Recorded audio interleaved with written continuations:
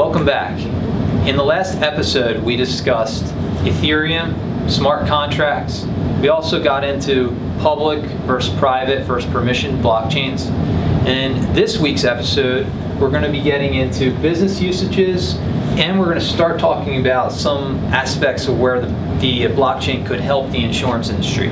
Let's start off with some external industry use cases.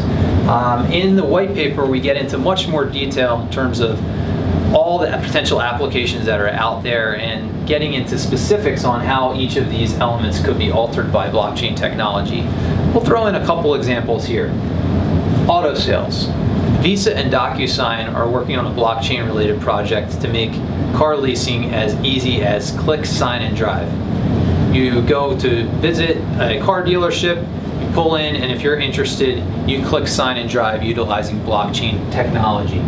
The accounting industry is considering formation of an accounting consortium to inspect blockchain use cases. In this case, it would be triple entry accounting.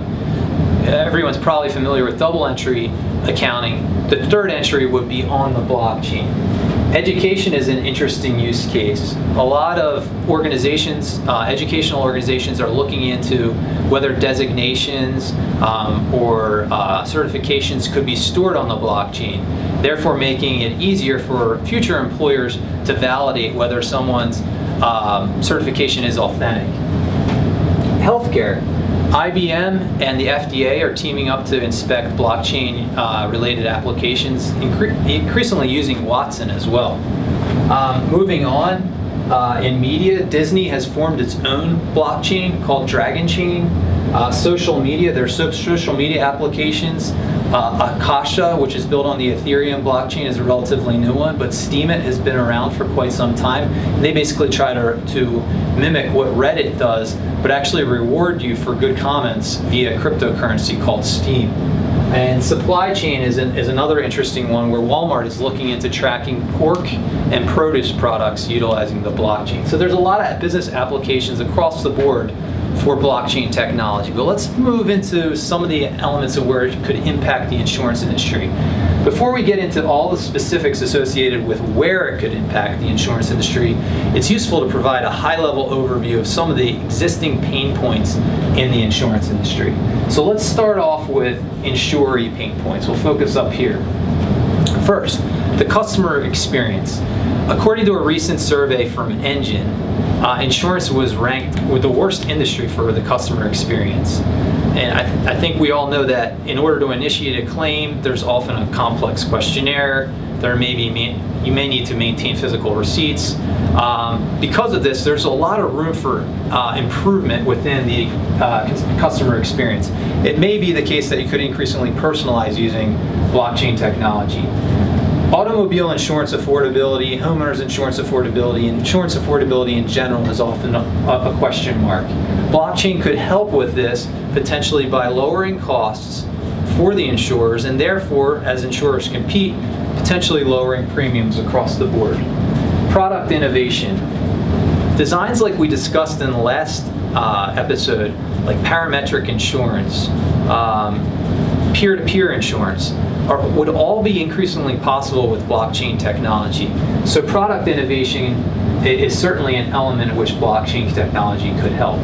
And as costs are lowered for insurers, it may be possible with new product innovation, like we discussed before with parametric insurance, to increasingly service emerging markets. Whereas it may have been too costly in the past to service these markets, it may be increasingly possible in the future. So there's a lot of insuree pain points that the blockchain could help with. How about insurer pain points?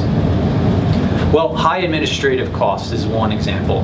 The cost of record keeping within the industry is quite high, and insurers need to verify identities, contract validity, they need registration of claims and loss payouts. The costs associated with these are quite high, and it may be possible to utilize blockchain technology to cut down on those costs. There's also costly intermediaries.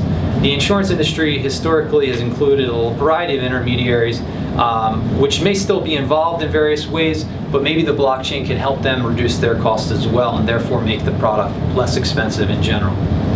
There's fragmented data sources. According to a PricewaterhouseCoopers survey, 93% of insurance CEOs see data mining and analytics as strategically important. Not surprising. Yet this process is difficult as insurers need to establish relationships with third-party data vendors and so on. So there's potential for the fragmented data sources with the blockchain to kind of come together. There's also a lot of manual processes. We discussed last time that smart contracts could certainly help there. The industry is very much fraud prone. According to an IRC study, the U.S. auto industry alone claimed fraud and buildup added about $7 billion in excess payments. With a shared ledger, it might be possible to weed out those elements of fraud. And then finally, overly stringent regulation. Like the rest of the financial services industry, insurers are subject to increasingly complex and prescriptive regulations. It may be possible with a shared ledger with a regulatory node on that shared ledger where they could provide oversight without having the cost associated with insurers handing over their data. The regulators could view it live. Weave throughout all of these discussions are some central themes: automation, third-party data integration, market reach, and efficiency. And the blockchain can help with all of the above. Look forward to talking to you next time when we get into insurance-specific use cases.